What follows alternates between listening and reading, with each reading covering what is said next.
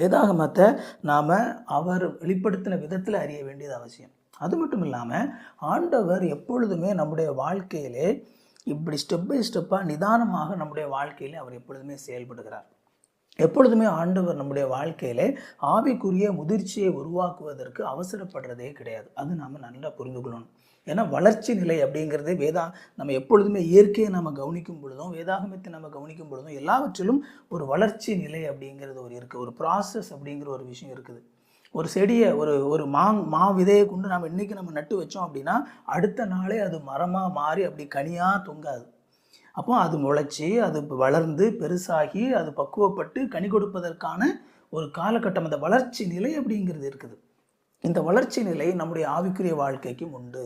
அப்போ இந்த ப்ராசஸை கூட பலர் புரிந்து கொள்ளாமல் பல நேரங்களிலே திருச்சபையில் அப்படி அவங்க செயல்படும் பொழுது அன்றைய விசுவாசிகளை அவங்க வளர்த்து எடுப்பதற்கு பதிலாக உடைத்து போடக்கூடிய ஒரு நிலையும் நம்ம பார்க்குறோம். காரணம் என்ன?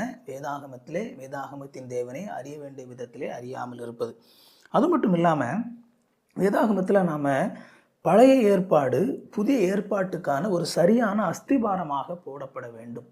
ஆண்டவர் தன்னுடைய மீட்பின் திட்டத்தை இந்த முழு வேதாகமத்திலும் நிறைவேற்றி கொண்டிருக்கிறார்.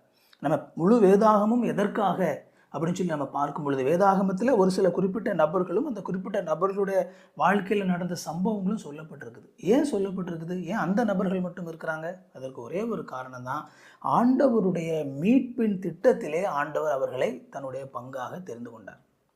தாவீது இருக்கிறாரு, தாவீதுக்கு பக்கத்து வீட்டுக்காரனும் இருந்திருப்பார், 2 பேரும் கடவுளை நம்புறவங்களாக தான் இருந்திருப்பாங்க.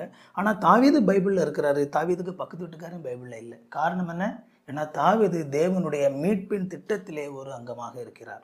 அப்போது அந்த மீட்பின் திட்டம் எப்படி ஆண்டவர் ஆதியாகமம் 3வது அதிகாரத்திலே சொல்லப்படக்கூடிய அந்த வீழ்ந்து போன மனுக்குலத்தை மீட்பேன் என்று சொன்ன அவருடைய அந்த வாக்குத்தத்தம் எவ்வண்ணம் நிறைவேற்றி முடிக்கப்படுகிறது என்பதை சொல்லக்கூடிய அந்த மீட்பின் திட்டம், அந்த மீட்பின் சரித்திரம் தான் பழைய ஏற்பாடு.